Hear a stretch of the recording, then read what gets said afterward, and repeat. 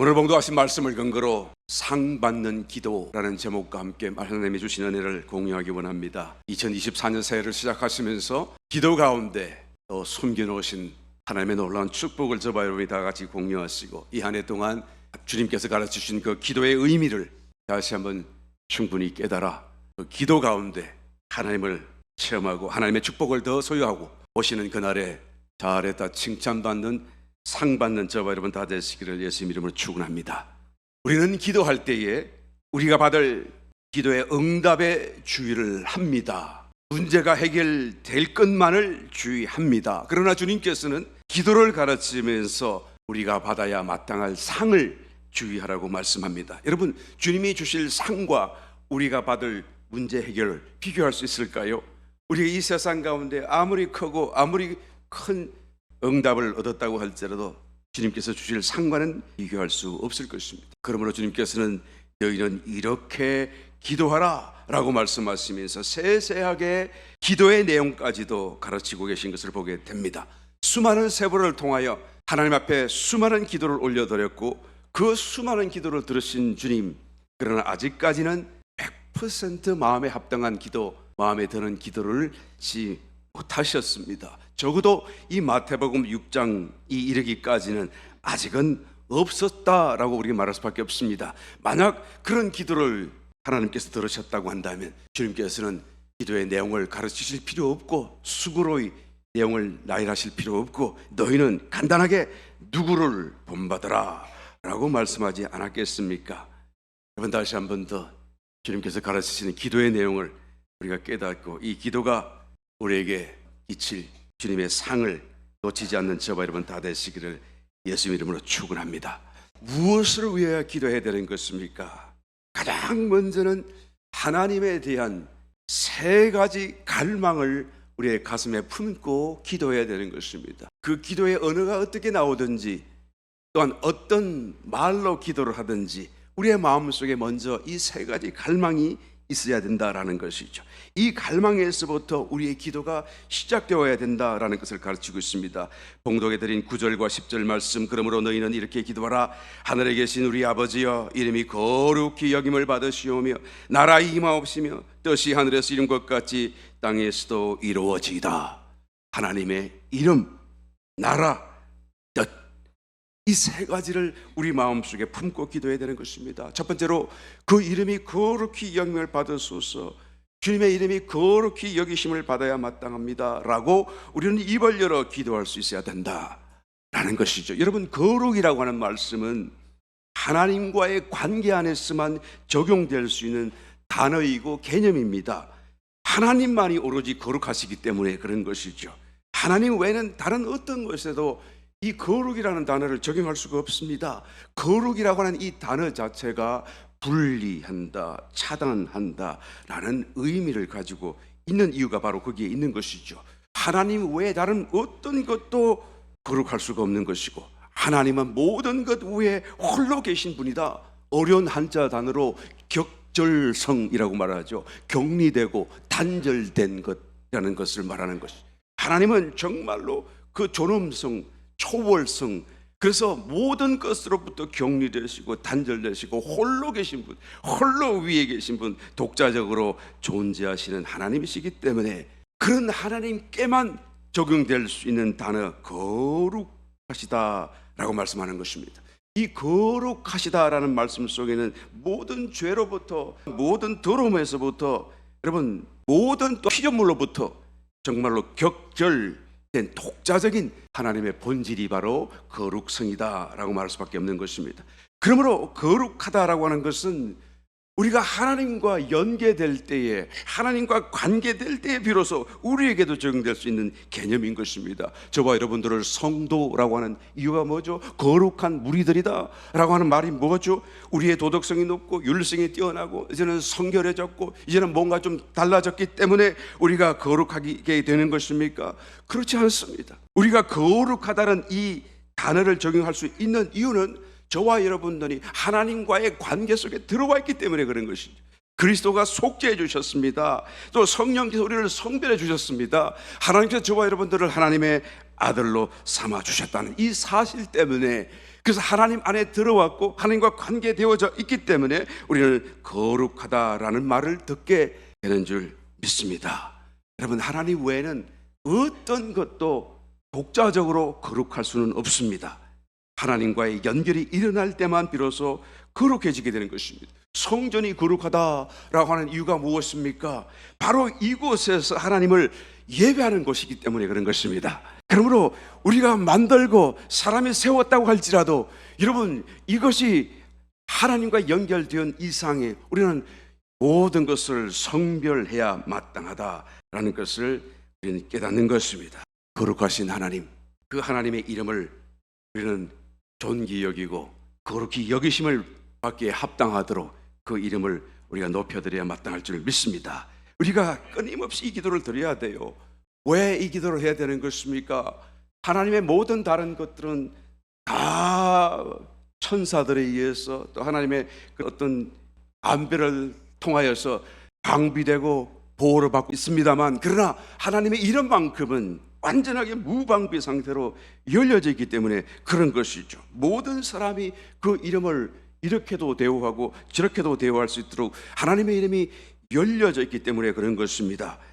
출애굽기 20장 7절, 너는 너의 하나님 여호와의 이름을 망령되이 일컫지 말라라고 명령으로 주신 이유가 이 이름이 망령되이 일컬어질 수 있기 때문에 그런 것이죠. 이 이름이 방비되지 않고 보호받지 못하고 있기 때문에 그런 것이죠. 그러므로 주님께서는 기도를 가르치시면서 너희가 하나님의 이름이 거룩히 여기심 받도록 기도하라 라고 하는 것입니다.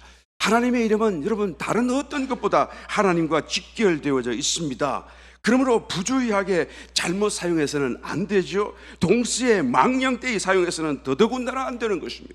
망령되이 그 이름을 부른다라고 하는 것은 영어로 in vain, 무의미하다라는 것이죠. 마음을 쓰지 않고 농담 삼아 하는 말이라는 의미인 것입니다. 제가 한국에 있을 때 목회자 수련회를 참여한 적이 있었는데 여러 목회자들이 함께 모여서 이제는 말씀도 듣고 교제도 하고 그러면서 다시 한 번 더 사역의 그런 자세를 다지고 결의를 다지고 하는 그런 시간이 있었는데, 그런데 한 번은 식사를 준비하는 과정에서 이런 바베큐를 준비를 했습니다. 그래서 불을 피우고 연기가 막 올라오니까 고기가 지글지글 익기 시작하니까 그 공기가 바람이 쏙 이렇게 부니까 자기 앞으로 오는 어느 목사님이 그 앞에서 앉아있다가 이제는 예수의 이름으로 명하노니 연기는 저리로 갈지어다 그러는 거예요.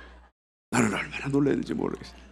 순간적으로 그분은 재미있으라고 농담 삼아 그렇게 했는지 모르겠지만, 그러나 여러분 하나님의 종이 되겠다고 또 하나님의 종으로 살겠다고 하는 사람이 하나님 주인 되신 그 이름을 그렇게 쉽게 그렇게 농담같이 사용하는 것은 여러분 도대체 어떻게 이해해야 되는 것이죠? 나는 그때 당시에 굉장한 충격을 받았습니다.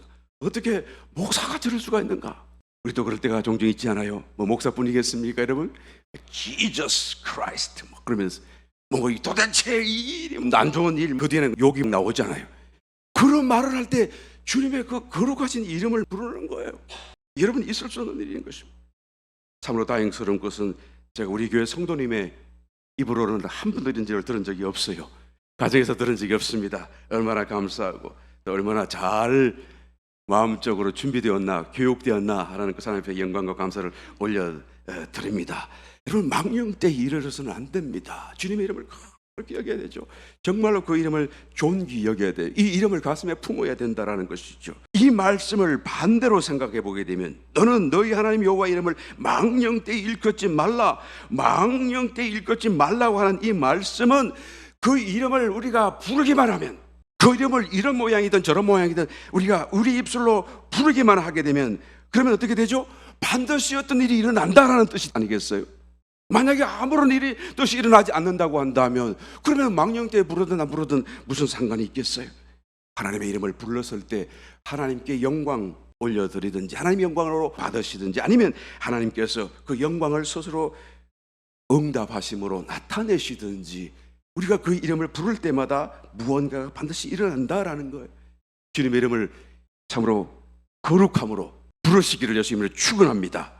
주님의 이름을 참으로 우리가 망령되이 잃지 않는 범위 내에서는 얼마든지 주님의 이름을 사용해야 하고 불러야 하고 높여야 마땅할 줄 믿습니다. 하나님의 이름이 거룩히 여김을 받는다는 그 말씀은 우리가 하나님을 하나님으로 알고 하나님의 이름을 합당한, 그 이름에 합당한 마음과 자세로 부른다는 것을 의미하는 것이죠. 그래서 예수님께서는 하늘에 계신 우리 아버지요 라고 기도를 시작하라고 가르치고 있습니다.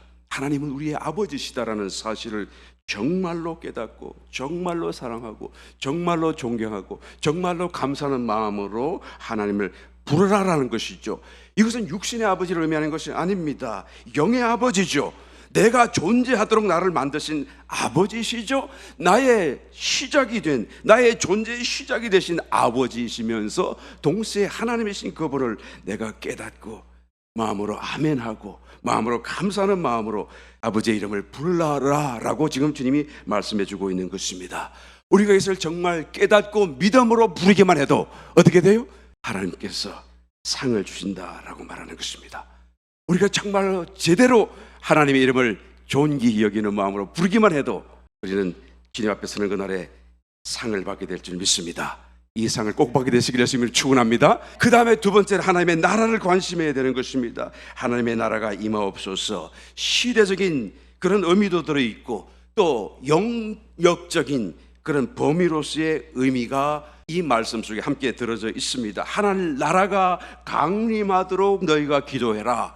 하나님의 나라를 강림하도록 너희가 갈망하라 라는 그런 의미인 것입니다. 여러분, 천국이라고 하는 것은 하나님이 왕으로서 다스리는 통치 영역을 의미하는 거 아니겠습니까? 이만큼 하나님의 나라라고 한다면 이만큼 하나님께서 통치하시는 하나님의 영역이다, 하나님의 모든 법이 적용되는 곳이다 라는 의미인 것이죠. 그런데 하나님은 본래가 모든 것의 하나님이시잖아요.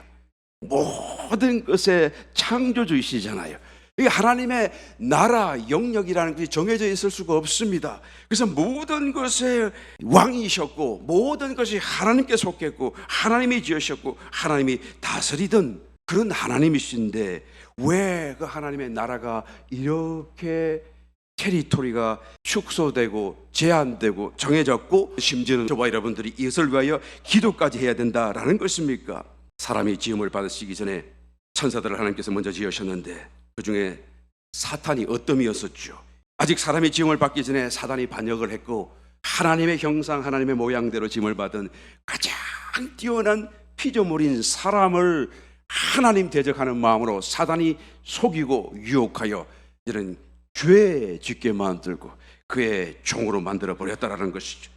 그래서 동시에 하나님께서 이 사람을 위하여 지어주신 모든 세상과 만물들을 다 자기 것으로 찬탈해 버린 거예요. 불법적으로 찬탈한 것입니다. 그리고는 이 세상과 만물의 왕이 되어서 스스로 임금으로 다스리기 시작하는 것이죠. 죄로서 사망으로서 억압하며 만물을 썩어짐 가운데서 다스리기 시작하는 것입니다. 그런데 하나님은 사망 가운데 빠져버린 사람을 사랑하기를 포기하지 않으셨습니다. 스스로 당신께서 사람이 되셔서 십자가를 대신 지셨어요. 주님의 십자가는 사람의 죄를 대속하셨습니다. 그래서 우리를 죄에서 구원해 주셨어요. 그런데 죄만 대속하신 것이 아니라 그 십자가 위에 죄를 못 박았어요. 사탄을 못 박아버리신 것입니다. 그러므로 더 이상 죄도 사단도 사망도 주님 안에 있는 사람에게는 영향력을 끼칠 수 없도록 그의 모든 통치력을 종결시켜버린 사건이 바로 십자가 사건인 것입니다. 그래서 이 지상에 살고 있는 저와 여러분들이 이 영적인 사실을 정말로 깨닫고 믿음으로 아멘하는 저와 여러분들이 기도 가운데 주님께 또 우주 만물 가운데 천사들 앞에서 원수 앞에서 이것을 기도하고 고백하고 선포한다고 한다면 이 오랜 역사 가운데 있어왔던 사건들, 천지를 창조하고 사람을 창조하고 천사를 창조하고 타락하고 구원받고 또 사단도 심판받은 이 사건들, 그래서 하나님이 어떻게 높여주셨으며 하나님이 무엇을 회복 어떻게 하셨으며 이 모든 사건들을 우리가 천사들 앞에서 만물 앞에서 선포하는 것이 되는 것입니다. 하나님의 나라가 임했습니다.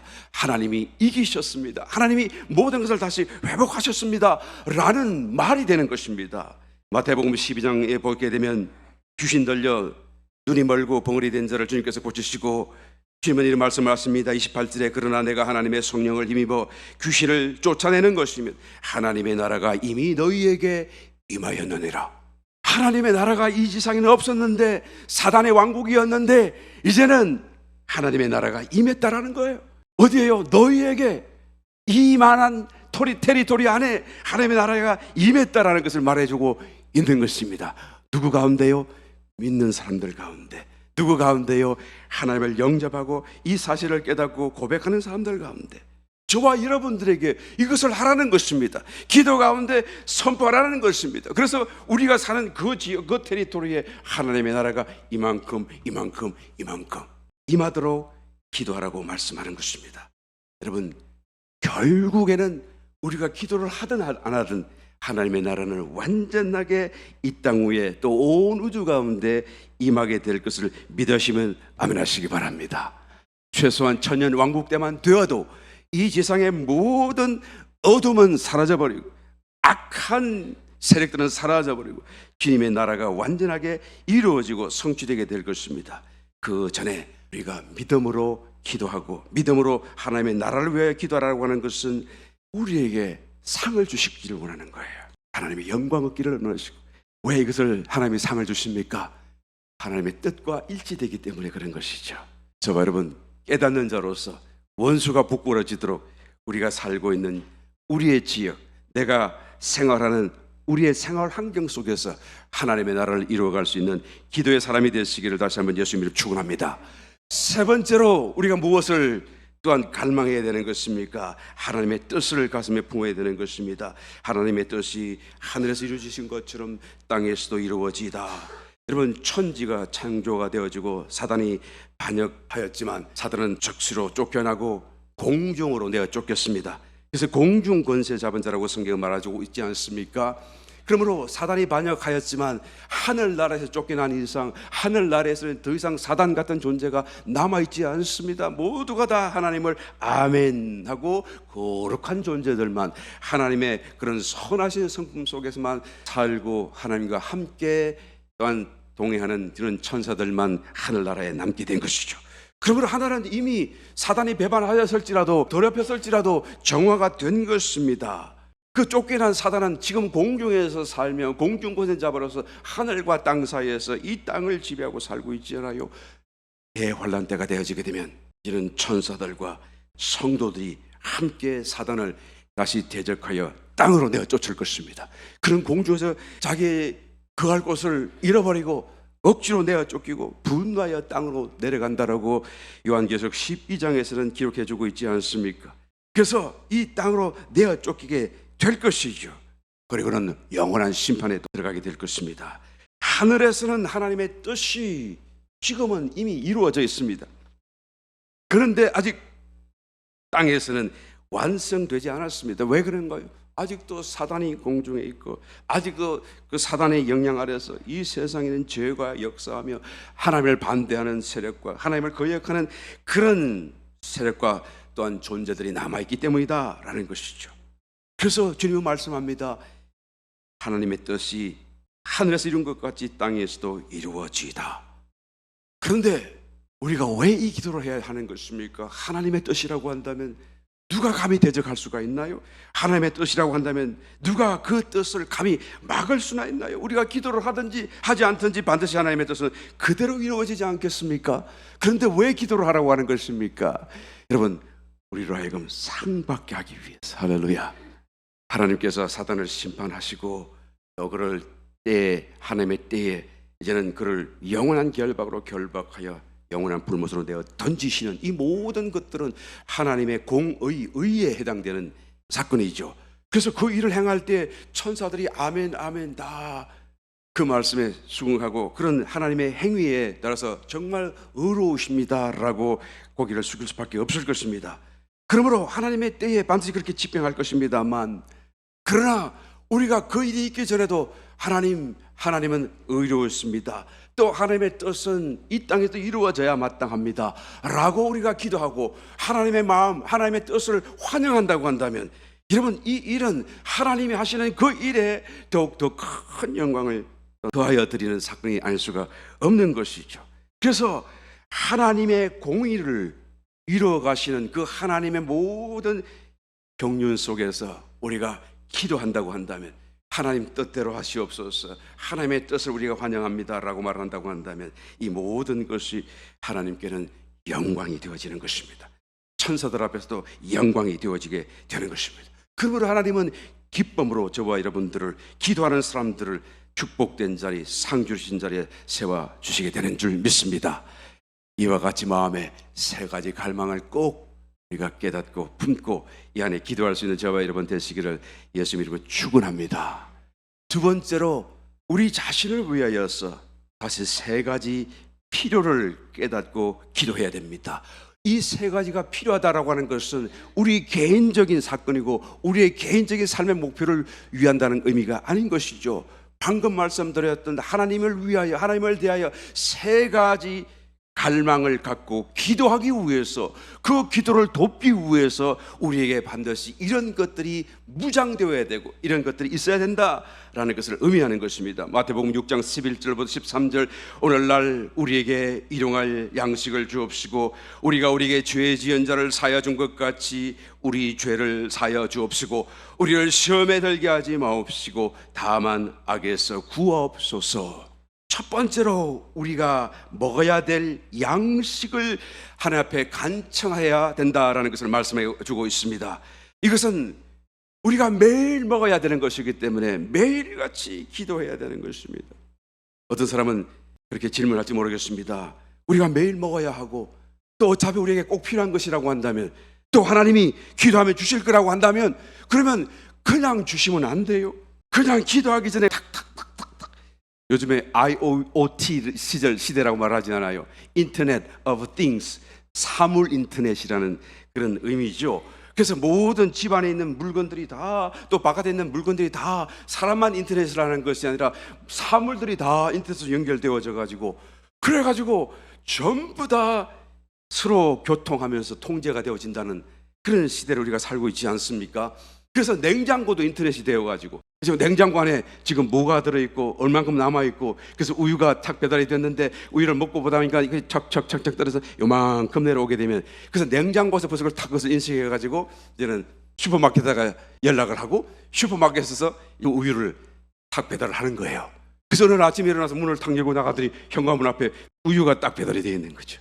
이게 IoT 시대라고 말하는 것입니다. 모든 것이 다 인터넷에 연결되고 모든 것이 서로 다 착착착착, 이런 시대를 살고 있는데 하나님 시대에 뒤지게 꼭 기도하고 응답하고 기도하고 응답하고, 하나님 그냥 착착착착 필요한 거면 그냥 갖다 주시면 안 돼요 라는 생각을 할 수 있지 않겠습니까? 광야에서 매일같이 만나를 공급해 주셨는데 왜 그것을 광야로 주셨습니까? 그냥 처소에 주시면 되지 않아요? 텐트에 주시면 어차피 주실 거라고 한다면 하나님도 편하고 우리도 편하고 그러면 좋을 것 같은데 왜 광야로 주셔가지고 매일 아침마다 걷어야 되고 수고해야 되고 힘들어야 되고, 주님 그럴 필요가 있겠습니까? 우리는 질문해 보게 되는 것입니다. 여러분, 만나라고 하는 것은 신령한 식물이에요. 하늘에 속한 것이죠. 매일 아침 이슬과 함께 내려왔다고 성경은 기록해 주고 있습니다. 여러분, 텐트 안에는 이슬이 내릴 수가 없어요. 우리의 삶의 환경이 하늘로부터 오는 신령한 것을 받아들이지 못하는 거예요. 우리의 삶의 모든 환경들로 인하여서 하나님이 주시고자 원해도 이슬이 내릴 수가 없는 것입니다. 그러므로 광야로 가야 돼요. 그러므로 광야 가운데서 하나님을 만나라고 말씀해 주고 있는 것입니다. 여러분, 이슬이 마르기 전에는 그 이슬과 함께 내려온 만나가 잘 안 보입니다. 그리고 이슬이 마르고 나게 되면 그 실체가 나타나 보이게 되는데, 그러나 희끄무리할 뿐이지 무엇인지를 알 수가 없어요. 가까이 가서 보게 되게 되면 그때야 비로소 그 형체를 분명히 알아볼 수가 있는 것입니다. 그 모양이 너무 작고 또한 둥글지만 서리같이 가늘었다라고 성경은 말씀해 주지 않습니까? 그러니까 가까이 가지 않고서는 저것이 무엇인지 어디에 있는지 정확하게 볼 수가 없는 것입니다. 그러나 가까이 가서 보게 되는 그 사람들은 이구동성으로 말하기를 What is this? 만나라는 말의 의미가 바로 그런 의미인 것입니다. 히브리어로 만후, 만 무엇이냐, what 이라는 뜻이고 who, this, 이것이 무엇이냐라고 말하는 것이죠. 그의 만이라는 이름이 이제는 그리스에서 만나로 해석되면서 번역되면서 만나라는 이름을 가졌죠. 본래적인 이름은 만이라고 하면 충분히 다 되는 것인데 이제 우리는 만나라고 부르게 된 이유가 거기에 있는 것입니다. 이것이 무엇이냐? 나는 처음 본다. 내가 이제까지 아는 모든 지식을 다 동원해도 이것이 나는 무엇인지 모르겠구나. 정말로 다른 어떤 새로운 것이구나 라는 그런 의미가 아니겠어요? 여러분, 이 미세한 크기의 만나가 보여지고 발견되고 정말로 내 눈에 들어오기까지 어떤 일이 있어야 되나요? 나의 텐트에서 나가야 돼요. 나의 일상의 모든 큰 것들에서 나가야 돼요. 마음에 그런 큰 빅 이슈들을 나는 가라앉혀야 되고, 삶의 염려 근심 가라앉혀야 되고, 이 모든 것에 떠나나와야 되는 것입니다. 그럴 때 이 미세한 것이 내 눈에 들어오고, 그 눈에 들어오는 것을 보고 내가 신기하게 되며 만후, what is this? 라고 우리가 묻게 될 수 있는 것이죠. 그럴 때 신령한 은혜를 체험하고 신령한 은혜로 나아갈 수 있다는 것입니다. 여러분, 만나를 광야로 주실 수밖에 없어서 이유로는 이해해야 되는 것입니다. 그런데 그 만나를 하나님께서는 기록을 통해 보니 매일같이 내려주신 거예요. 매일 아침 이슬과 함께 내려주셨습니다. 우리의 일상 속에 하나님의 은혜의 공급, 신령한 은혜의 축복 매일같이 공급되고 있다라고 말씀하는 거예요. 아침 이슬과 함께 내린 매우 작고 미세하고 우리 알아보지 못했을 뿐이다. 광야의 지면 위에 내려졌다. 광야로 나가야 된다라는 것입니다. 여러분, 광야 기도로 이 한 해 기도하게 되시기를 주님이 축원합니다. 우리가 정말 광야의 자리로 나가야 돼요. 삶의 염려를 내려놓고, 마음의 욕심을 내려놓고, 마음의 걱정을 내려놓고, 또 해야 될 일들 내려놓고, 내 마음에 크게 생각하는 모든 것 다 내려놓고 다 마음을 비우고 정말로 아무것도 없는 광야 같은 마음의 자리로 우리 자신을 쳐서 복종하고 또한 이끌고 나아갈 때에 그 자리에 내려진 만나를 우리가 수확하고 체험하고 맛볼 수 있게 될 줄 믿습니다. 마태복음 7장 7절로 구하라 그러면 너에게 주실 것이요, 찾으라 그러면 찾을 것이요, 문을 두드리라 그러면 너에게 열릴 것이니 구하는 이마다 얻을 것이요, 찾는 이가 찾을 것이요, 두드리는 이에게 열릴 것이니라. 여러분, 구해야 돼요. 찾아야 돼요. 문을 두드려야 돼요. 그래서 찾는 사람에게 찾아지는 것이고 구하는 자에게 얻어지게 된다라고 주님이 말씀하는 것입니다. 만나를 찾아야 되고 만나를 구해야 되고 만나를 얻어야 돼요. 만나를 먹어야 돼요. 만나를 먹어야 우리가 사는 것입니다. 할렐루야. 만나를 먹어야 성장하는 것입니다. 올 한 해 여러분 정말로 광야 기도 가운데 우리가 성장하고 또한 사는 역사가 있게 되시기를 다시 한번 예수님이 축원합니다. 두 번째로 우리의 죄를 위하여 기도해야 되는 것입니다. 하나님, 내 죄를 용서하여 주시고 사하여 주옵소서. 여러분, 죄를 지닌 채로 주님 앞에 설 수 없습니다. 상 받기는 그냥 오히려 하나님 앞에 구중받을 수밖에 없는 것이죠. 그러므로 히브리서 기자는 12장 1절에 이러므로 우리가 구름같이 둘러싼 허다한 정인들이 있으니 모든 무거운 것과 응매기 쉬운 죄를 벗어버리고 인내로서 우리 앞에 당한 경주를 경주하자. 여러분, 죄를 지닌 채로 신앙의 경주를 달릴 수 없습니다. 왜? 죄가 너무 무겁기 때문에 그런 것이죠. 주님 앞에 서는 그때에 여러분 이 죄가 있었으면 상은 고사하고 벌 받을 수밖에 없지 않습니까? 죄의 문제를 심각하게 여러분 생각해야 됩니다. 그것은 아주 심각한 문제입니다. 여러분, 우리가 생각하는 것보다 죄의 문제는 더 심각해요. 기도해야 되는 것입니다. 우리의 죄를, 나의 죄를 주님 용서하여 주옵소서. 끊임없이 기도해야 되는 문제가 바로 이 기도의 제목입니다. 아이고, 나는 죄가 없는 것 같은데요, 나는 죄가 있어도 그렇게 심각한 것 같지 않은데요. 문제는 죄가 심각하다는 것을 깨닫지 못하는 데 더 큰 문제가 있습니다. 죄가 심각하다는 걸 깨달아야지 죄를 왜 기도하지 않겠어요? 철로 역정에 보게 되면 철로 역정의 주인공인 쿠시찬에 대한 이야기가 소개되고 있습니다. 그 주인공이 어느 날 이 죄라고 하는 것을 이런 깨닫게 되어진 것이죠. 나에게 이 죄가 있다는 것을 깨달은 거예요. 근데 그 죄가 너무 무겁게 여겨지는 거예요. 그래서 이 죄의 이 고생, 이 짐 보따리를 등에 지고 이걸 내가 어떻게 하면 벗어버릴 수 있을까라고 고민하기 시작하면서 그 길을 찾아 나서기 시작합니다. 그런데 주변에 있는 사람들이 다 그를 동조하지 않아요.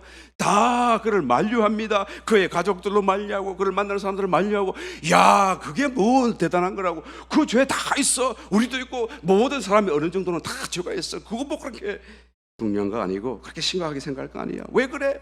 그런데 여러분, 이 주인공만큼은 그 생각을 떨쳐버릴 수가 없었어요. 그러니까 그 죄의 문제를 해결하기 위하여 길을 떠나고 모든 어려움을 감수하면서 죄의 문제를 해결하기 위하여 길을 나서게 되지 않습니까? 결국 이 철로 역적 하늘을 향하는 그 힘든 여정의 길 끝에 결국에는 천국에 이르게 되고, 결국에는 하나님 앞에 들어가는 놀라운 축복을 얻게 되었다라는 것을 마치 소설같이 쓰고 있습니다만, 여러분, 이것은 소설이 아닙니다. 사실이에요. 영적인 세계에 일어난 사실이라는 것을 우리는 꼭 알아야 된다는 것이죠. 그러므로 우리의 죄의 문제를 심각하게 생각할 수 있는 그 사람은 반드시 죄가 해결되고 하나님을 만나는 놀라운 축복 속에 이르게 될 것입니다. 자신에게 죄가 있음을 스스로 볼 수만 있다고 한다면 그 자체로 얼마나 큰 축복이 될 것인가. 누가복음 18장 말씀해 보면 성전 안에 바리새인과 세리가 함께 하나님 앞에 기도합니다. 세리는 자신의 죄를 인하여 가슴을 치고 말도 제대로 못하면서 기도합니다마는, 그러나 바리새인은 당당하게 자기 죄가 있음에도 불구하고 보지 못하니까 하나님 앞에 자기 자랑으로 기도하는 모습을 보게 되지 않아요. 이 두 사람의 결정적인 차이가 무엇입니까? 한 사람은 자기의 죄를 볼 수 있다는 것이고, 다른 한 사람은 자기의 죄가 있음에도 보지 못한다는 것에 차이가 있지 않습니까? 나는 바리새인 같지 않아요. 어떻게 그렇게 오만불손하게 하나님 앞에서 그렇게 떳떳하게 고개를 들 수가 있을까요? 나는 세리와 닮았어요. 나는 비록 뛰어난 사람은 아닐지라도 나는 하나님 앞에서 늘 겸손합니다. 우리는 그렇게 생각하지 않아요. 그런데 실제로 보게 되면, 우리의 성도들의 삶 속을 돌아보게 되면 세리보다도 바리새인 같이 사는 사람이 더 많아요. 훨씬 더 많아요. 무슨 뜻입니까? 하나님 앞에서 내가 오만불손하게 자랑하지는 않을 할지라도 그러나 자기의 죄를 보지 못하고 살아가요. 내가 겉으로 보기에는 그래도 괜찮은 사람이잖아요. 내가 보기에는 그래도 뭐 큰 죄가 없지 않아요. 그러니까 하나님 앞에서 자기 죄를 인하여서 무릎 꿇고 통회에 자복하는 그런 기도를 드릴 이유가 없다라고 생각하며 살고 있자라는 것입니다. 문제는 여러분, 우리의 삶의 환경, 또 나의 어떤 생각들이 자기 속에 있는 그 죄를, 그 죄성을 느낄 수 없게 만들고 있다. 바리새인 같이 된다. 내 자랑, 내가 잘한 것, 내가 선한 것들을 인하여서 그저 하나님 앞에 자랑할 마음은 있어도 그 한층 더 깊이 들어가게 되면 그 속에 있는 나의 죄와 죄성을 나는 보지 못하고 살고 있지 않은가라는 것이죠. 문제는 여러분, 보지 못하기 때문에 기도하지 못해요. 주님께서 이 기도를 하라고 말씀하는 이유가 어디에 있습니까? 하나님이 긍휼히 여기시겠다. 기도하면 하나님께서 응답해 주시겠다라는 말씀인 것입니다. 여러분, 나에게 하나님의 긍휼을 얻기 위한 방법이라고 한다면 무엇이 있을까요?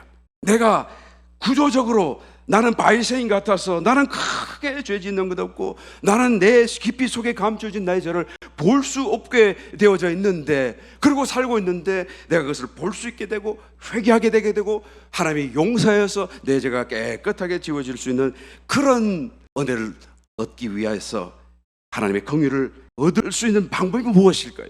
주님은 말씀하십니다. 우리의 죄를 위하여 기도하라 하는 그 말씀 앞에 우리가 우리에게 죄 지은 자를 용서함 같이 하나님도 우리 죄를 용서하여 주옵소서. 그러니까 하나님의 긍휼을 얻어야 되는데 그 긍휼을 얻는 길이 우리가 남을 용서하는 일이라는 거예요. 우리가 남을 용서하고 나에게 지은 죄를 용서하게 되게 되면 하나님으로부터 긍휼을 얻게 되어지게 되죠. 그러니까 하나님이 긍휼을 우리에게 베풀어 주시게 되면 나에게 보여지지 않던 나의 죄가 보여지게 되는 것입니다. 그럴 때 하나님 앞에 이런 기도를 드릴 수가 있게 되는 것이죠.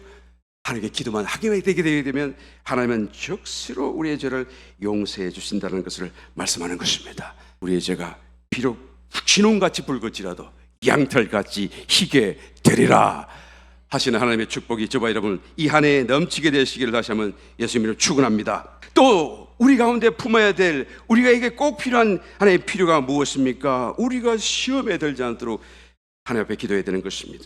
왜 시험에 드는 것이죠? 원수가 있기 때문에 그런 것이죠. 여러분, 시험이라고 하는 것은 이 헬라 속에 찾아보게 되면 두 가지가 있는 것을 보게 됩니다. 한 가지는 도키마초라는 시험이 있고, 한 가지는 베이라초라는 시험이 있어요. 도키마초 시험이라고 하는 것은 테스트, 상 주기 위해서 하는 것이고, 베이라초는 템테이션, 유혹하고 해서 멸망시키려, 넘어뜨려서 멸망시키려 하는 마귀가 하는 시험이죠. 하나님은 절대로 베이라초 시험은 안 하신다라는 것을 성경이 말씀해 주고 있습니다. 야고보서 1장 13절, 사람이 시험을 받을 때에 내가 하나님께 시험을 받는다 하지 말지니 하나님은 악에게 시험을 받지도 아니하시고 친히 아무도 시험하지 아니하시느니라. 오직 각 사람이 시험을 받는 것은 자기 욕심에 끌려 미혹됨이니. 이 시험은 베이라초 시험을 얘기하는 것이죠. 하나님은 이런 시험을 하지 않는다는 거예요. 욕심을 버린다고 한다면 우리는 시험 받을 일이 없다, 시험에 들지 않는다라고 말씀하지 않습니까? 그런데 문제는 시험도 받기 싫지만 욕심도 버리기가 어려워요. 욕심이 참 이게 버려야 된다는 걸 알면서도 잘 안 버려집니다. 만약에 내가 욕심을 버릴 수만 있다고 한다면 그 사람은 여러분 시험을 와도, 시험을 만나도 오히려 그 시험이 자기에게 유익이 된다는 것을 성경이 말씀해 주고 있습니다. 야고보서 1장 2절, 내 형제들아 너희가 여러 가지 시험을 만나거든 베이라초 시험이거든요. 온전히 기쁘게 여기라. 베이라초 시험이 왔지만 3절, 이는 너희 믿음의 시련이 인내를 만들어내는 줄 너희가 알미라. 믿음의 시련, 이것이 도끼마초 시험이라는 거예요. 그러니까 베이라초 시험이 왔지만 욕심이 없다고 하는 사람은 그 시험이 도끼마초 시험으로 바뀌어버리는 거예요. 이게 테스트가 되는 것이죠. 그래서 하나님 앞에서 나의 믿음이 얼마나 순수하고 내가 얼마나 하나님의 말씀을 의지하고 있는지를 시험하는 도끼마초 시험으로 바뀌어버리는 거예요. 그러니까 견디고 이기면 어떻게 되죠? 인내라고 하는 성령의 결실이 맺어지게 된다라는 것입니다. 욕심이 없는 사람은 베이라초 시험이 와도 도끼마초 시험이 되어져서 나를 오히려 더 세우는, 더 하나님 앞에서 더 세워주는, 그래서 오히려 여러 가지 시험을 만나거든 기뻐하라 라고 말씀할 수가 있는 것입니다. 그런데 사람들이 욕심을 버릴 수가 없습니다. 쉽게 못 버려요. 그래서 시험에 빠져들고 시험을 이기지 못하고 넘어지게 되는 것입니다. 그러므로 하나님께서 안타깝게 여기시고 고린도전서 10장 13절, 사람이 감당할 시험 밖에는 너희에게 당한 것이 없나니 오직 하나님의 미쁘사 너희가 감당치 못할 시험 당함을 허락지 아니하시고 시험 당할 즈음에 또한 피할 길을 내사 너희로 능히 감당하게 하신다. 하나님이 간섭하지 않으려 할 수가 없는 거예요. 보니까 너무 어리석고 너무 욕심이 가득하고, 그럼에도 하나님 믿는다고 하니 참 가엾기도 하고, 하나님께서 그를 불쌍히 여기셔서 마지막 순간에 간섭하셔서 피할 길을 열어주신다, 그 말이에요. 여러분, 이 말씀을 좋게 생각하지 마시기를 바라요. 이 말씀이 와 좋다 좋다 그렇게 얘기하는데, 사실 이런 시험에는 우리가 처음부터 들어가지 말았어야 될 시험이에요. 하나님이 어쩔 수 없이 하시는 마지막 한계성에 달았을 때 하나님의 은혜를 베풀어 주시는 것인데, 우리는 처음부터 여기에 들어가지 말았어야 돼요.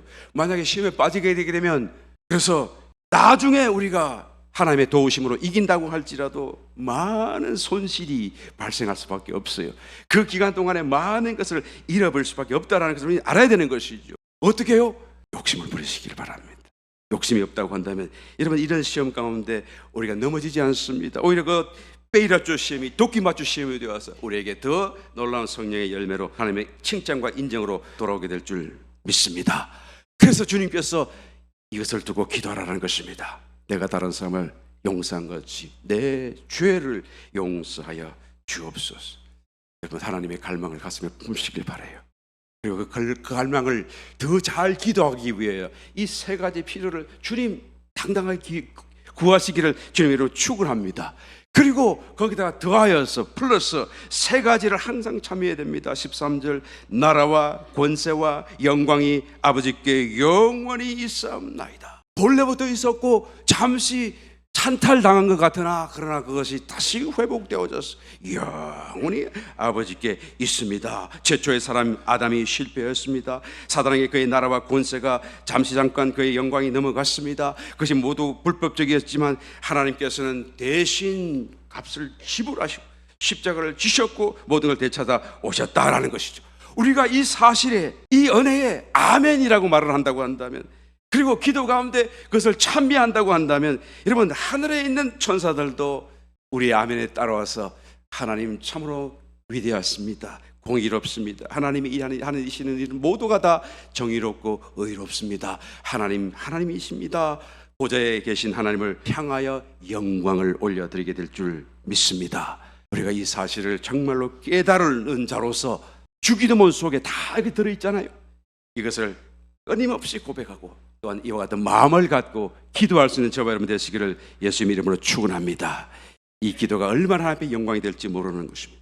이 한 해를 시작하시면서 다시 한 번 더 여러분 이 기도 속에서 하나님의 뜻을 따라 살고 뜻을 따라 구하고 뜻 가운데 행할 수 있는 저와 여러분 다 되시기를, 그래서 주님 오시는 그날에 그리스도의 심판대 앞에서 큰 상을 받는 저와 여러분 다 되시기를 예수님의 이름으로 축원드립니다.